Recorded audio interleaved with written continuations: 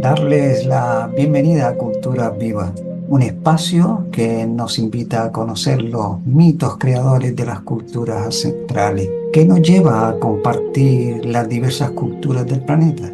Quizás despertar la inspiración que nos ha acompañado al ser humano en todo su camino.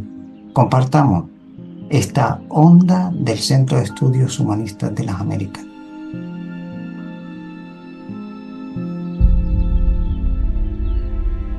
Muy buenos días, tardes y noches, dependiendo donde se encuentren. Es muy grato enviar el saludo fraterno hacia los distintos continentes representados hoy por cada uno de ustedes.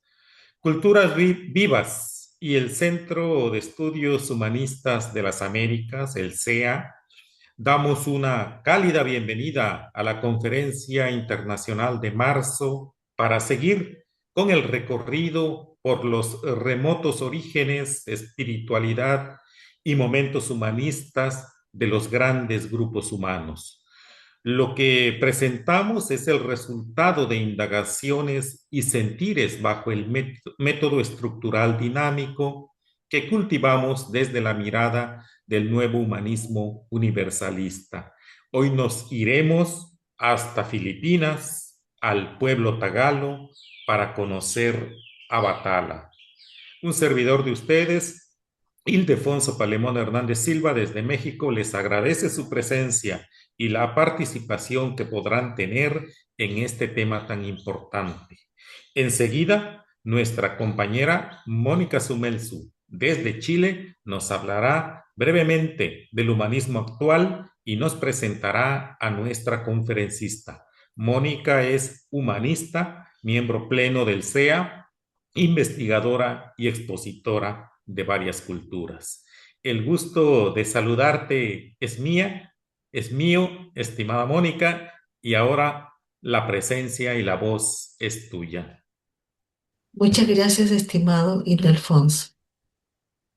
Saludamos a todos.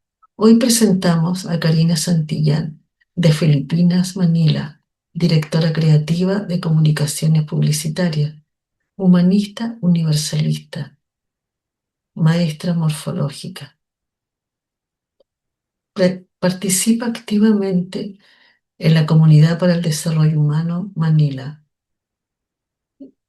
editora de Presencia, Agencia de Noticias Humanistas, Asia, miembro pleno del 2025 en el Centro de Estudios Humanistas en las Américas, y hoy nos presenta su cultura ancestral, Bathala, el mito del pueblo Tagalo. Muchas gracias. Bienvenida, Karina.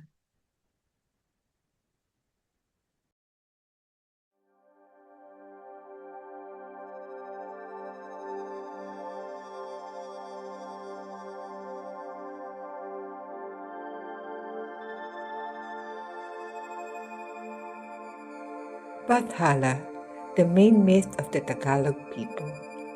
Friends, today we travel to the Philippines in Southeast Asia, where the ancient Tagalog culture flourished, to meet Bathala, the supreme deity and creator of all existence. Before Spanish colonization, the Tagalog people understood the world as sacred and alive. At the center stood Bathala, the great God who lived in the sky and governed the balance of the universe. Bathala was not distant from human life. He was present in nature, destiny, and the unfolding of the world. According to the Tagalog myth, creation emerged through cosmic struggle. Bathala faced powerful beings, Ulilang Kaluluwa, the serpent spirit of the deep waters, and Galang Kaluluwa, the winged god.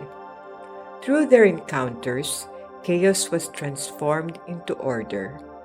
From this sacred process came the sky, the land, the seas, and the rhythm of life. Bathala ruled with wisdom, not domination. Beneath him existed many spirits known as anitos. These spirits lived in rivers, forests, mountains, and in the ancestors. Human beings lived in relationship with these forces, guided by respect, ritual, and harmony with nature. For the Tagalog people, Bathala represented balance, responsibility, and connection. To live well was to live in harmony with the natural and spiritual worlds.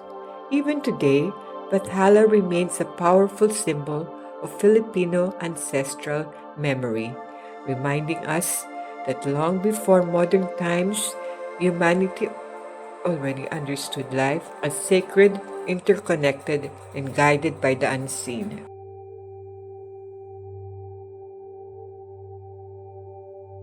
The origin and geographic landscape of the Tagalog culture of Bathala. The Tagalog people developed in central and southern Luzon in the Philippines, long before Spanish colonization in the 16th century. Their roots trace back to Austronesian migrations around 2000 BCE. Over time, these communities formed a distinct culture centered on Bathala, the supreme creator deity. Their geography shaped their spirituality.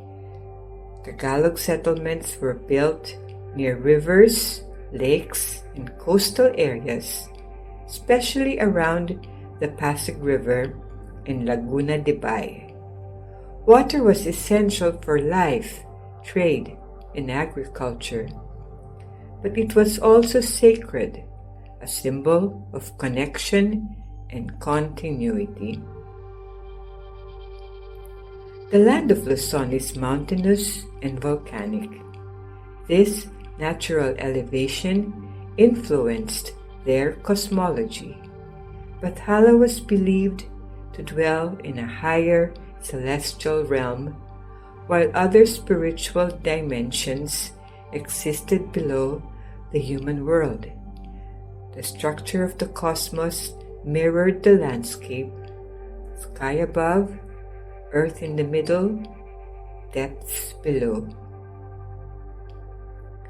Forests were understood as living spaces inhabited by the anitos, the ancestral and nature spirits. Large trees, caves, and mountains were not merely physical features. They were sacred thresholds where the human world met the invisible. The tropical climate, with its rains, storms, and planting cycles, this shaped ritual life. Spiritual practices sought harmony with nature's rhythms. Survival depended on balance, not control. In Tagalog culture, geography and spirituality were inseparable. The river, the mountain, the forest, and the sky formed a sacred environment. Bathala was not distant from creation. The sacred was embedded in the land itself. Sacred places in Tagalog culture. In the ancient Tagalog culture of the Philippines, sacredness was not confined to temples or built structures. It lived in the landscape itself. Mountains, forests, rivers, caves, and seas were not simply geographic features. They were living spaces of spiritual presence. Certain mountains were considered especially powerful. Elevated places were believed to be closer to the heavens, the dwelling place of Bathala, of the supreme deity. These mountains were approached with reverence, often becoming sites of prayer, ritual, and spiritual reflection. Forests held a different kind of sacred energy. Dense and mysterious, they were seen as the domain of spirits known as anitos. Large ancient trees were respected, believed to house spiritual beings. Entering the forest required humility. People would often ask permission from the unseen guardians before gathering wood or hunting. Rivers were also sacred spaces. They sustained life, nourished crops, and connected communities, symbolizing movement, purification, and continuity. Ritual washing and offerings were sometimes performed along riverbanks to honor the spirits believed to be inhabiting them. Caves represented portals between worlds, dark and enclosed, associated with the unseen realm and ancestral spirits. Some caves were used for ritual purposes, as places of transition, reflection, and spiritual communication. The vast surrounding seas held profound spiritual significance. The Tagalogs depended on it for survival. Both generous and unpredictable, the sea was respected as a living force, capable of giving life and taking it away. Fishermen and travelers offered prayers before journeys, acknowledging the spiritual dimension of waters. Unlike sacred architecture found in other civilizations, the Tagalog's sacred spaces were natural. The land itself was the temple, and sacredness was embedded in everyday geography. Thanks to their relationship with these places, the Tagalogs expressed a worldview rooted in balance, respect, and interconnectedness.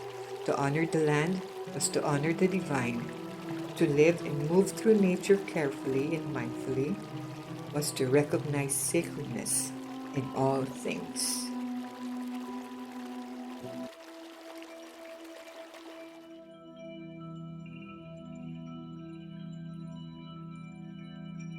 Cosmogony and space of representation in Tagalog culture.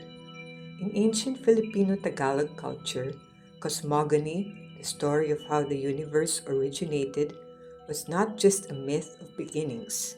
It was a framework that shaped how reality itself was understood and represented.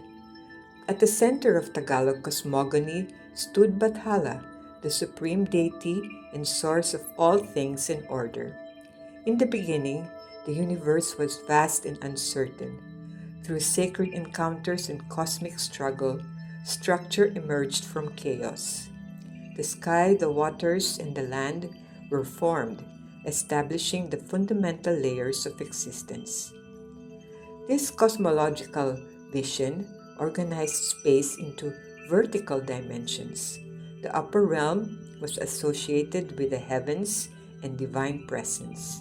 The middle realm was the human world, land of forests, rivers, and communities. Beneath or beyond lay the deeper spiritual domains, often linked to unseen forces and ancestral spirits. These layers were not isolated, they interacted constantly. The space of representation in Tagalog culture was therefore both symbolic and experiential.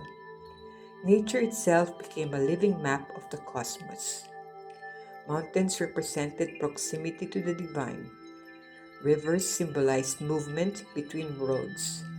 Forests marked the threshold between the visible and the invisible. Caves suggested passage into hidden realms. Human settlements were also part of this representation.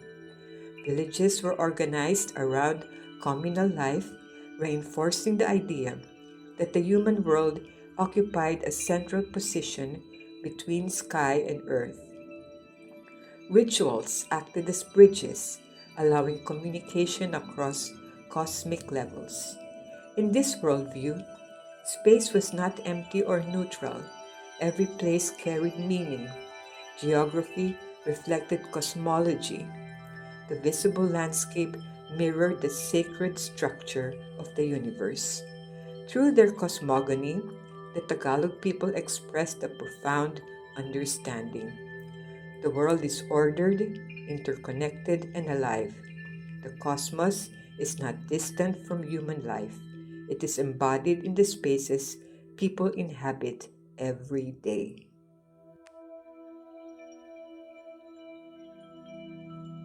Paths of contact with the sacred in Tagalog culture. In the ancient Tagalog culture of the Philippines, contact with the sacred was not limited to rare or extraordinary moments. The sacred was woven into daily life, present in nature, community, and inner awareness. The paths towards this sacred dimension were diverse, yet deeply integrated into the worldview shaped by Bathala, the supreme deity. One primary path of contact was ritual. Rituals were performed to maintain balance between the human world and the spiritual realm. Offerings of food, drink, or symbolic objects were presented to Anitos, the spirits inhabiting nature, and ancestors. These acts were not gestures of fear, but expressions of respect and reciprocity. Through ritual, harmony was restored and strengthened. Another path was through nature itself. Mountains, rivers, forests, and the sea were living spaces of spiritual presence. Entering a forest required humility. Before fishing or planting, individuals might pause in silent acknowledgement of unseen forces. The landscape was not merely an environment, it was a sacred field of relationship. Community life also created contact with the sacred. Collective labor, shared harvests, and communal ceremonies reinforced interconnectedness. The sacred was experienced not only individually but socially. Harmony within the community reflected cosmic balance under Bathala's order. A further path was through the guidance of spiritual leaders, often known as Babaylan or Catalonan. These individuals served as mediators between worlds. Through prayer, chant, movement, and sometimes trance, they facilitated communication with the spiritual dimension. Their role was not domination, but mediation and healing. Dreams and inner experience also formed a subtle path of contact.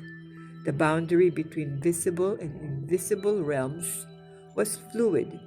Messages could come through intuition, symbols, or ancestral memory. The sacred was not distant. It could be felt within consciousness itself. Ultimately, the deepest path toward the sacred in Tagalog culture was balance. To live ethically, to respect nature, to honor ancestors, and to act with responsibility. These were daily acts of spiritual alignment. In the worldview centered on Bathala, contact with the sacred did not require separation from life.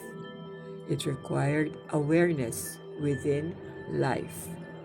The sacred was present in the sky, in the land, in the community, and within the human spirit.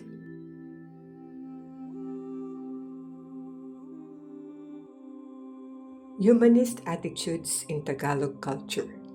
In the ancient Tagalog culture of the Philippines, spiritual belief was not separate from human values. The presence of Bathala, the supreme deity, shaped cosmology and ethical life.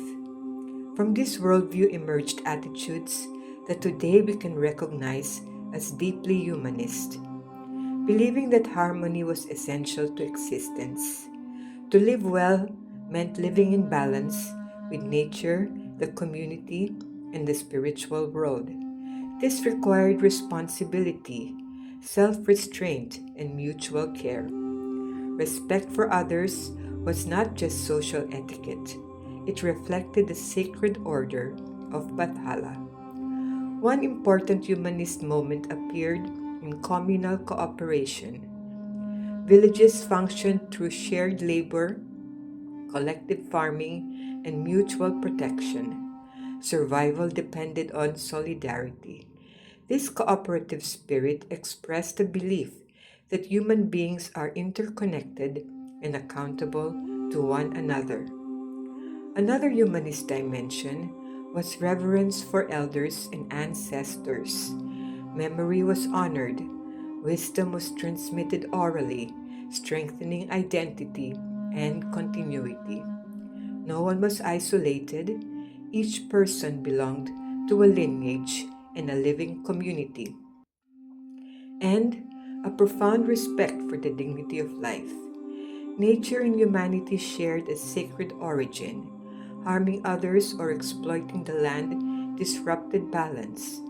Ethical behavior was linked to spiritual responsibility.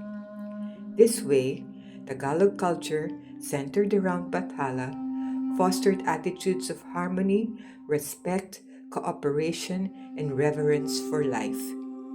These values reveal that long before modern humanist philosophy, a living understanding of human dignity, interconnectedness, and moral responsibility already existed. The spirit of the kapwa is the other, seeing and placing oneself in the shoes of the other, treating others with care and consideration, is still active today.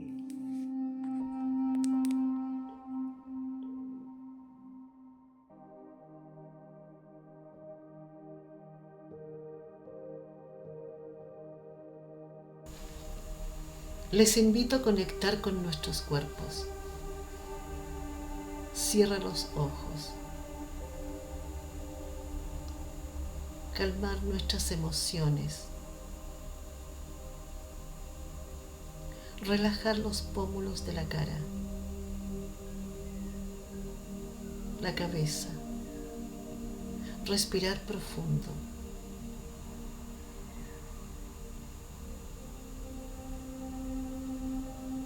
Los hombros, la nuca, bajando suavemente por la espalda.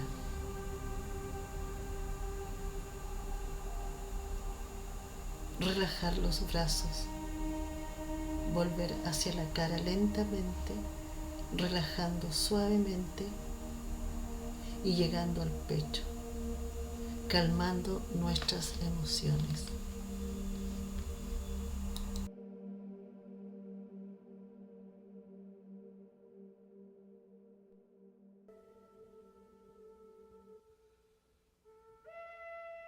Experiencia guiada.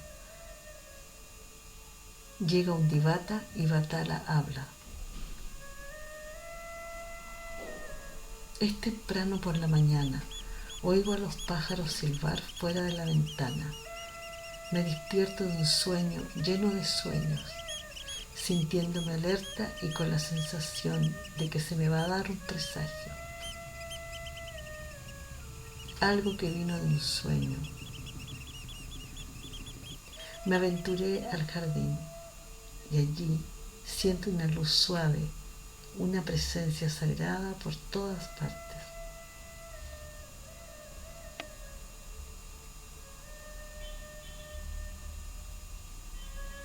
Bathala, Bathala, Kana, querido Bathala, todo depende de ti.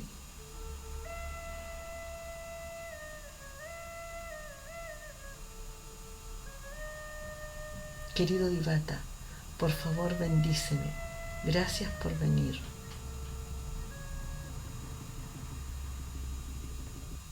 Querido Divata, vienes con la sabiduría, bondad y fortaleza, con el espíritu sagrado del omnisciente Bathala. Mientras vivo mi vida, ¿qué me dará sentido y plenitud a medida que avance en los días de mi vida?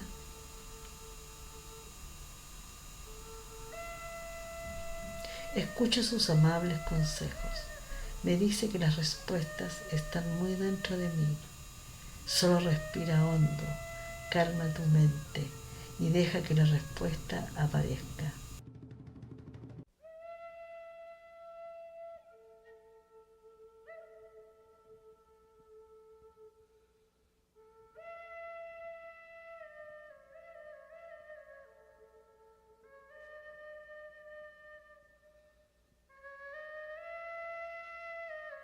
Querido Divata, gracias por tu amable presencia. Me siento renovado y las respuestas que he recibido me ayudarán a atravesar mis días llenos de significado que me llenarán aquí y con suerte en el más allá. Sí, gracias por recordarme lo que nos has guiado desde la antigüedad. Es Kagandaham Love, es encontrar lo bueno, verdadero y bello dentro de mí y a mi alrededor, usarlo y compartirlo. Es Pakipag, Kappa, verme a mí mismo en los demás a mi alrededor, ponerme en sus zapatos para poder sentir y percibir quiénes son y qué necesitan. Pertenezco a una comunidad. Cuidar de mí misma como cuidar de los demás a mi alrededor es muy importante. Adiós y gracias de nuevo, querido Divata.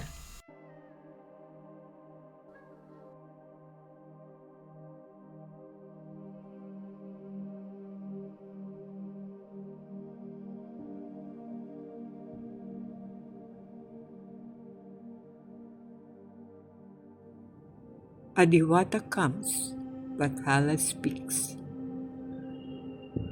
I wake from a dream-filled sleep, feeling that an omen is to be given to me. I venture out to the garden, where I feel a sacred presence all around. Bathala, Bathala ka na. Dear Bathala, it's all up to you. Mahal na Bathala, mano po, salamat sa dating mo. Dear Diwata, please bless me and thank you for coming.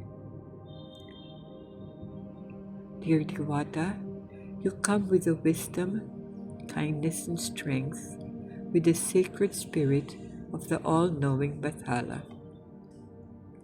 As I live my life, what will give meaning and fulfillment as I go through the days of my life? I listen to her kind advice. She tells me the answers are deep inside me. Just breathe deeply, quiet your mind, and let the answer arise.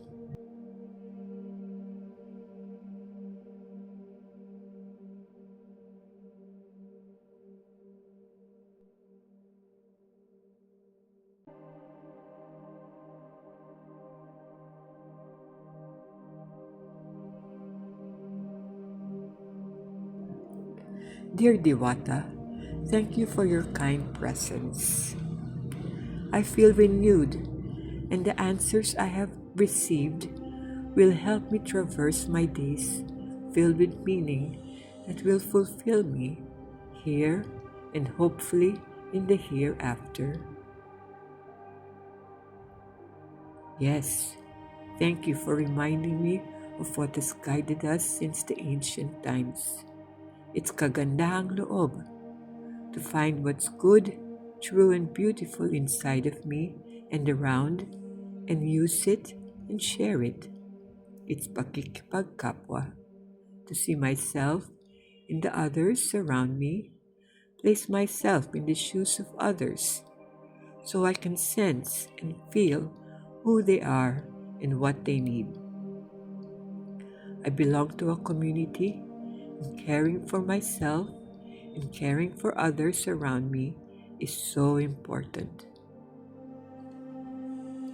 Thank you, dear Diwata. Thank you, dear Bathala.